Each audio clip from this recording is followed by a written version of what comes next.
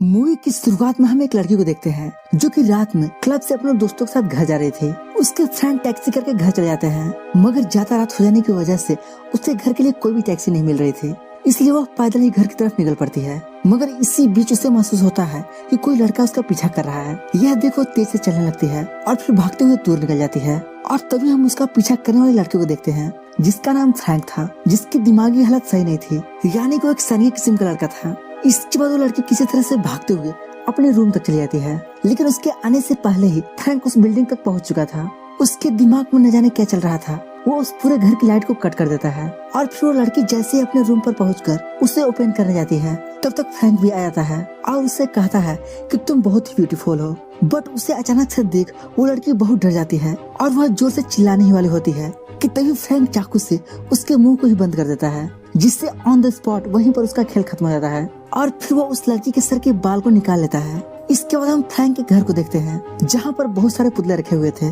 दरअसल फ्रैंक को जो भी लड़की पसंद आ जाया करते थे वो उन्हें मारकर उनके सर के बाल को उन पुतलों पर लगा दिया करता था। उन्हें रियल बनाने के लिए फ्रैंक उन पुतलों से बहुत प्यार करता था, इसीलिए वो उनकी काफी अच्छे से देखभाल करता था। एक दिन फ्रैंक एक साइट पर अपना अकाउंट बना लेता है जहाँ वह एक लड़की लूसी से बातें करने लगता है और फिर उन दोनों में एक अच्छी दोस्ती हो जाती है। जिसके बाद एक रात वे लोग एक रेस्टोरेंट में मिलते हैं जहाँ लूसी को फ्रैंक बहुत पसंद आता है, क्योंकि वो उसके कारनामों से अनजान थी, इसलिए वो उसके रिलेशनशिप के बारे में पूछती है। तो फ्रैंक कहता है कि ना ही मेरी कोई अच्छी दोस्त है और ना ही मेरा अभी तक शादी हुआ है। यह सुनकर लूसी बहुत खुश होती है, मगर तभी फ्रैंक को विजन आने लगते हैं। उसे ऐसा लगता है कि लूसी के सर से खून टपक रहा है, क्योंकि उसके अंदर का शिकारी अब जाग रहा था। और साथ ही उसे ऐसा भी लगने लगता है कि वहाँ रेस्टोरेंट में बैठे सभी लोग उसे ही घूर रहे हैं।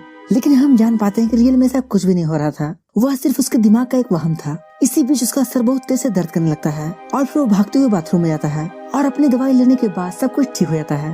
तभी हमें यहीं पर पता चलता है कि फ्रैंक को माइग्रेन है, जिस वजह से उसके दिमाग में समय समय पर हेडेक आता रहता है। इसके बाद लूसी फ्रैंक को लेकर अपने घर आती है और फिर उसके साथ रोमांस करने लगती है, मगर इसी बीच फ्रैंक के अंदर का शैतान जाग जाता है और फिर वो लूसी का गला दबा देता है, जिससे उसका भी वही खेल खत्म हो जाता है। और फिर चाकू से उसके भी बाल को निकाल लेता है और फिर उसे अपने घर लेकर आता है उन पुतलों में लगाने के लिए। और फिर वो जैसे उसके बाल को एक पुतले पर लगा देता है तो उसे ऐसा लगने लगता है जैसे लूसी अभी भी जिंदा हो। और फिर वहाँ पर रखे सारे पुतलों से उसका परिचय कराता है, जो कि उसका पागलपन था। इसके बाद वो अपने आप को शीशे में देखता है जहाँ वो गुस्से से एक पंच दे मारता है। दरअसल वो ये सब करना नहीं चाहता था, मगर वो अपने आप पर कंट्रोल नहीं कर पाता। हालांकि उसे अपने केवल पछतावा भी होता है। तभी वह सोचने लगता है कि बचपन में वो कैसे अपनी मॉम के बाल को बनाया करता था और उसकी मॉम उससे बहुत प्यार करते थे। इसके बाद हमें अगली सुबह का सीन दिखाया जाता है जहाँ एक लड़की थी जो कि फ्रैंक के बनाए हुए पुतलों की फोटो क्लिक कर रही थी। यह देख फ्रैंक बाहर आता है जहाँ वो लड़की जिसका नाम एना था, जो फ्रैंक से कहती कि मैं एक आर्टिस्ट हूँ और मैं अपने शो के लिए आपके खूबसूरत पुतलों की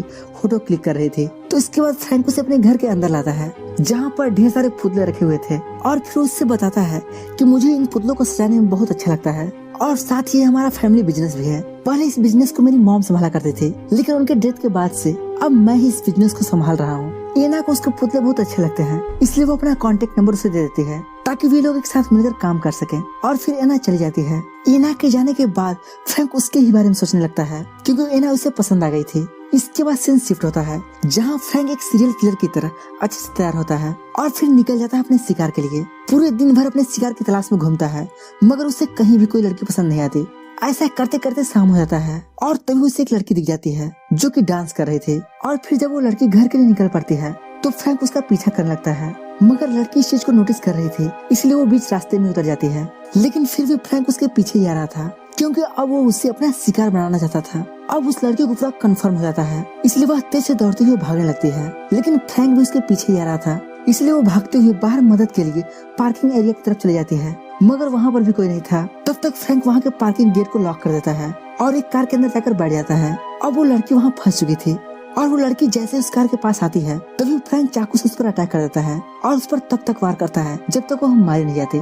इसके बाद उस लड़की के साथ भी वही करता है, वो उसके सर के खाल को निकाल लेता है ताकि वो उससे अपने पुतलों पर लगा सके। अब अगले सीन में हम देखते हैं कि एना फ्रैंक के शॉप पर गई थी जहाँ दोनों काफी अच्छे से बातें कर रहे थे और फिर इसके बाद दोनों बाहर जाते हैं और फिर एक साथ खूब एंजॉय करते हैं। मगर तभी फ्रैंक के सर में दर्द होने लगता है, यानी कि उसे माइग्रेन का अटैक आ रहा था। यह देखकर एना बहुत परेशान हो जाती है, तो फ्रैंक कहता है तुम परेशान मत हो, मैं ठीक हूँ। और फिर वो जल्दी से भागते हुए अपने डॉक्टर के पास जाता है और अपनी दवाई लेते ही वह फिर से ठीक हो जाता है। इसके बाद रात में हम फ्रैंक को देखते हैं जो कि अपने घर पर था और टीवी में लड़कियों के मर्डर की न्यूज चल रही थी। तभी उसे अपने बचपन की एक बात याद आती है कि जब वह छोटा था और उसके फादर के डेथ के बाद से उसकी मॉम दूसरे मर्दों के साथ घर पर आया करते थे और उनके साथ ही मौज करते थे। वहीं छोटा फ्रैंक यह सब अपनी आंखों से देखता था, जिस कारण से उसके दिमाग पर बहुत बुरा प्रभाव पड़ा और शायद इसी वजह से फ्रैंक के दिमाग की कंडीशन बहुत ज्यादा खराब हो चुकी है। यह सब सोचकर फ्रैंक को और ज्यादा बुरा लगता है और फिर इसके बाद उसका मन एना से मिलने को करता है। इसलिए वो अपनी कार को लेकर उसके शॉप तक पहुंच जाता है, लेकिन एना उसे मिलने से मना कर देती है क्योंकि वो अपनी ड्यूटी पर थी। और फिर वो कल के लिए एक साथ मूवी देखने का प्लान बनाते हैं। फिर अगले दिन दोनों मूवी देखने के लिए थिएटर पहुंच जाते हैं, जहां फ्रैंक सिर्फ एना को ही देखा जा रहा था। यह देख एना कहती है कि मुझे नहीं, मूवी देखो। तभी फ्रैंक को अपने पुराने कारनामे याद आने लगते हैं, जिससे उसका सर बहुत तेज से दर्द करने लगता है। और फिर कुछ टाइम बाद जब वो हाल से बाहर आते हैं तभी एना के पास किसी को कॉल आता है। यह देख फ्रैंक उससे पूछता है कि किसका फोन था। तब वो बताती है कि मेरे बॉयफ्रेंड का था जो मुझसे अभी मिलना चाहता है। बॉयफ्रेंड का नाम सुनकर फ्रैंक को काफी ज्यादा गुस्सा आता है क्योंकि वह एना को पसंद करने लगा था। फिर एना उससे अपने बॉयफ्रेंड से मिलने के लिए कहती है, लेकिन फ्रैंक उसे मना कर देता है, जिसके बाद एना वहाँ से चली जाती है। अब अगले दिन फ्रैंक एना के एग्जीबिशन में जाता है, जहाँ एना उससे देखकर काफी खुश होती है। उसी एग्जीबिशन में उसे एना का बॉयफ्रेंड भी दिख जाता है, जिसे देखकर फ्रैंक को बिल्कुल भी अच्छा नहीं लगता। तभी उसे वहाँ पर एना के फ्रेंड रीटा मिलती है, जो उससे काफी अच्छे से बात करती है। लेकिन फ्रैंक का पूरा ध्यान उसके बालों पर ही था और साथ ही उसका चेहरा फ्रैंक की मदर से भी मिल रहा था। इसीलिए वह अब रीटा को ही अपना अगला शिकार बनाने वाला है। रीटा के वहाँ से निकलने पर फ्रैंक भी उसका पीछा करने लगता है और फिर उसका पीछा करते हुए किसी तरह से उसके घर तक पहुँच जाता है, जहाँ रीटा फ्रेश होने के लिए बाथटब में नहा रही थी। लेकिन तभी उसे महसूस होता है कि कोई अंदर आया है और वह देखने के लिए जैसे ही पट्टी हटाती है तभी वो अपने सामने फ्रैंक को देखती है, मगर वह कुछ कर पाती इससे पहले फ्रैंक उसे पानी में डुबा देता है, जिससे रीटा वहीं बेहोश हो जाती है। अब आगे जब उसे होश आता है तो वह खुद को एक बेड पर बंधा हुआ पाती है और फिर उससे बहुत रिक्वेस्ट करती है कि प्लीज मुझे छोड़ दो, मैंने तुम्हारा क्या बिगाड़ा है। तो फ्रैंक कहता है कि इस बार तुम मुझे बेवकूफ नहीं बना सकती, मैं जानता हूँ कि तुम मेरी मॉम हो जो अपना रूप बदलकर इस एग्जीबिशन में आई थी। मैं तुमसे इतना प्यार करता था लेकिन तुमने सिर्फ अपने ही बारे में सोचा, इसलिए आज इसकी सजा तुम्हें जरूर मिलेगी। यह कहकर वो उसके विवाल को निकाल देता है। अब अगले दिन फ्रैंक एना को कॉल करता है और उससे कहता है कि मैं तुमसे मिलने आ रहा हूँ, मगर एना अपने फ्रेंड की अचानक से डेथ की वजह से बहुत परेशान होती है।